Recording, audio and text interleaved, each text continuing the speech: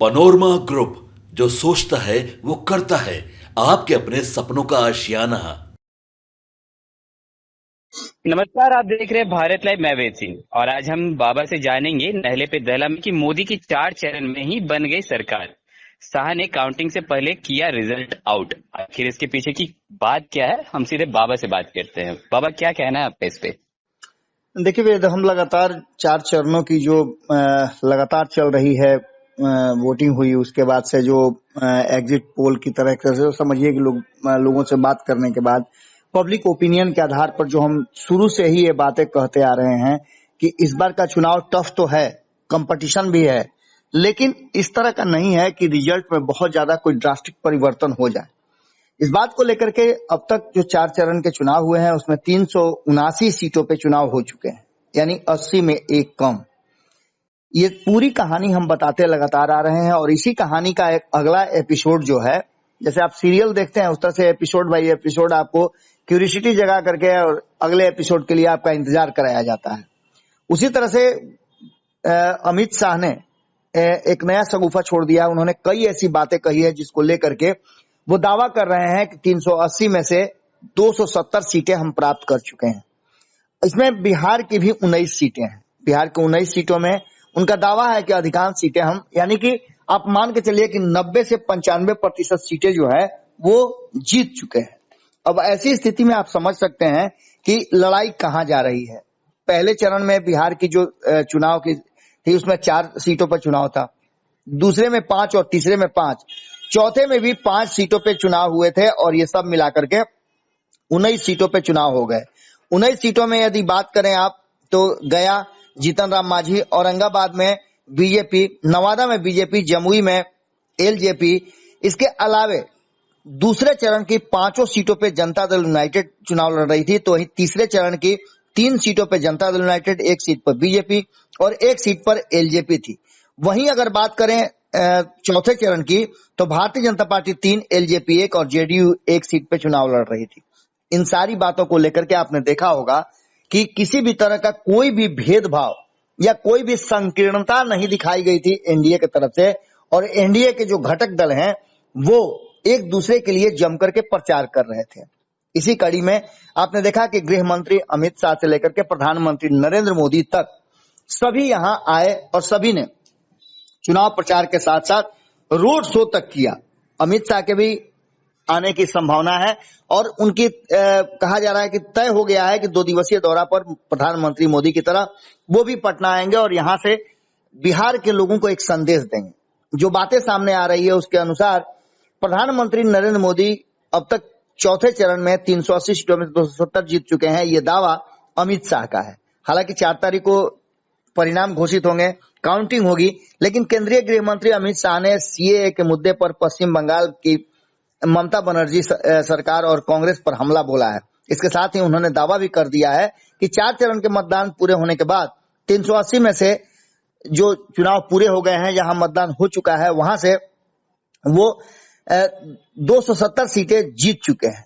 अब ऐसी स्थिति में उन्होंने बंगाल में 18 सीटों का चुनाव पूरा हो गया है। उन्होंने कहा कि 380 में से जो 270 सीटें हम जीत चुके हैं वो बहुमत के लिए पर्याप्त होंगे, क्योंकि अब 2 सीटों की ही मात्र जरूरत है। आगे की लड़ाई 400 पार करने की है और अमित शाह ने इस पूरे विषय पर अपनी बातों को रखा है।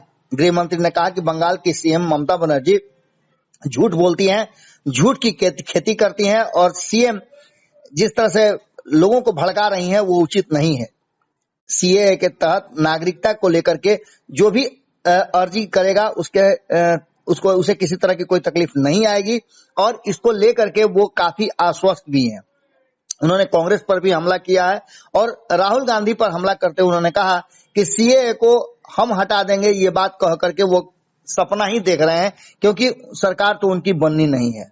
इसके साथ उन्होंने कहा राहुल गांधी पर और भी कई मामलों को लेकर के, कई उनके बातों को लेकर के हमला किया। उन्होंने कहा है कि आप तो क्या आपकी नानी भी आ जाएं तो सीएए को हटा नहीं सकती, ऐसा कहते हुए तंज कसा है अमित शाह ने।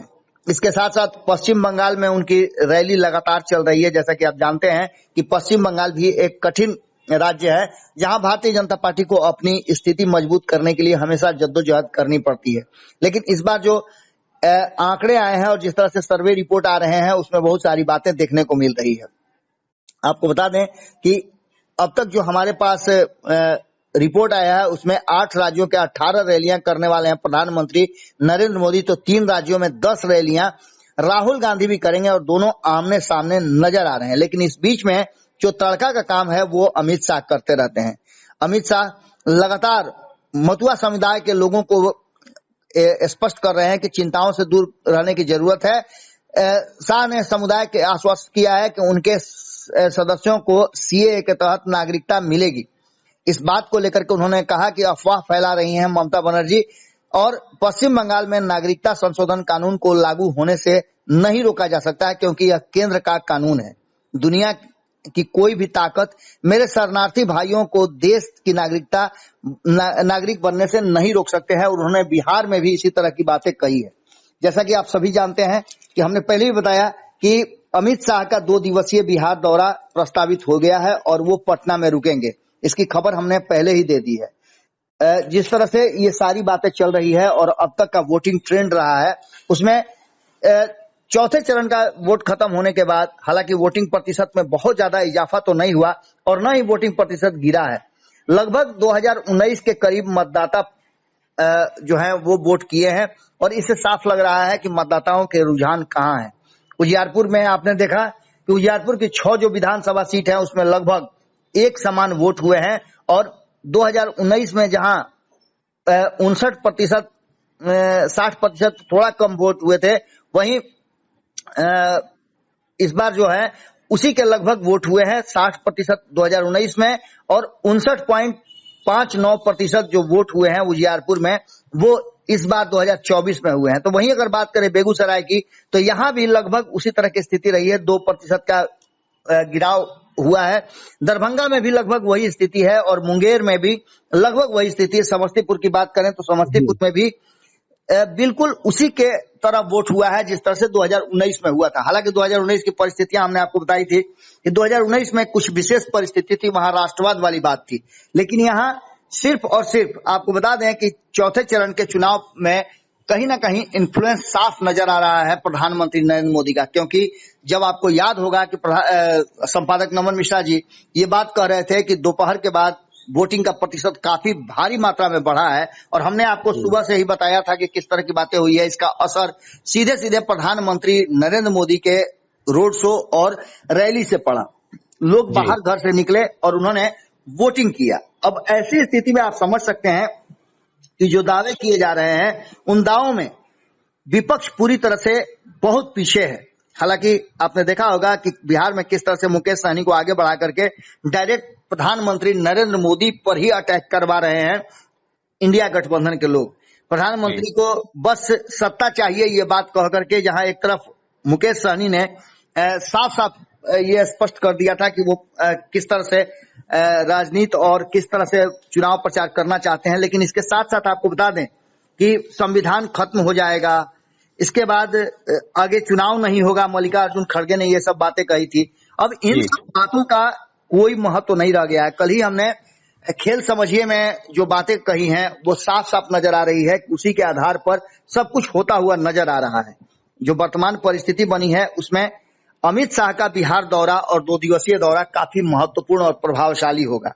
अमित शाह ने यह दावा भी कर दिया है कि हम 270 जीत चुके हैं। तो अब देखना दिलचस्प होगा कि जब 4 तारीख को काउंटिंग होगी, जब परिणाम हमारे सामने होंगे तो अमित शाह के दावे में कितना दम है। हालांकि आपको एक चीज बता दें कि अपनी मास्टर स्ट्रोक अपनी गुगली के लिए अमित शाह जाने जाते हैं। एक बार फिर से उन्होंने इसी तरह की बात को रखा है सामने और उसके क्या मायने निकलते हैं ये देखना बड़ा ही दिलचस्प होगा। जो परिस्थितियां बनी हैं और जिस तरह की चीजें सामने आ रही हैं वो साफ साफ बता रही हैं कि बिहार में भी अब भारतीय जनता पार्टी का फोकस और तेज होने जा रहा है। अंतिम समय में जो नहले पे दहला है वो अमित शाह मारने जा रहे हैं। अभी 20 सीटों पे चुनाव बाकी है। 20 तारीख को जो चुनाव होगा 5 सीटों का, उसके बाद से चुनाव अब अपने अंतिम दौर में पहुंच जाएगा। छठे और सातवें राउंड में, छठे राउंड में 6 और 8 और सातवें राउंड में भी 8 सीटों पे चुनाव होने हैं। यानी 16 सीटों का चुनाव बच जाएगा और अमित शाह अंतिम समय में आकर के एक बार फिर से कहीं ना कहीं अपने गेम प्लान से बिहार के लोगों को प्रभावित करने की कोशिश करेंगे। मोदी की 4 चरण में ही बन गई है सरकार, ऐसा कह करके मनोबल कहीं ना कहीं विरोधियों का तोड़ने में सफल होते नजर आ रहे हैं अमित शाह। अब देखना दिलचस्प होगा कि काउंटिंग से पहले उनके द्वारा जो रिजल्ट आउट किया गया है वो कितना ज्यादा असरदार होता है। जैसे आप परीक्षा में जाते हैं तो उससे पहले आप देखते हैं कि साल भर की पढ़ाई के बाद एक कुंजी निकलती है परीक्षा से पहले, जिसको शॉर्टकट में सारा क्वेश्चन का आंसर रहता है और संभावित प्रश्न रहते हैं जो परीक्षा में आएंगे, एक प्रिडिक्शन होता है। उसी तरह से अमित शाह ने जो बातें कही है वो कितना प्रिडिक्शन उनका सही है ये 4 तारीख को पता चल जाएगा। तो जैसा कि अभी आपने सुना कि नहले पे दहला ने में बाबा ने बताया कि किस तरह से जो तमाम जो गठबंधन है अपने तरफ से जो जोर शोर इस बार दिखा रही है 40 में 40 सीटें हासिल करने के लिए, उसी बीच अमित शाह आने वाले हैं और उसका क्या ही प्रभाव पड़ेगा वो तो 4 तारीख को पता चलेगा। तो और भी ऐसे तमाम खबरें देखते रहने के लिए आप बने रहे भारत लाइव के साथ। धन्यवाद। पनोरमा ग्रुप, जो सोचता है वो करता है। अगर ये वीडियो पसंद आई और वह बिहार के राजनीति और बिहारियत से सरोकार रखेनी तो सब्सक्राइब बटन दबा के चैनल के सब्सक्राइब कर ली। ओजे एगो घंटी बा, ओकरा बटन दबा देला से कुल सटीक और मारक खबर रुआ मुफ्त में मिल जाई। अगर रुआ पत्रकारिता के हमनी के नया प्रयोग में सहयोग कर चाहतानी तो ज्वाइन बटन दबा दी। पेटीएम नंबर नोट कर ली 9386816700। धन्यवाद।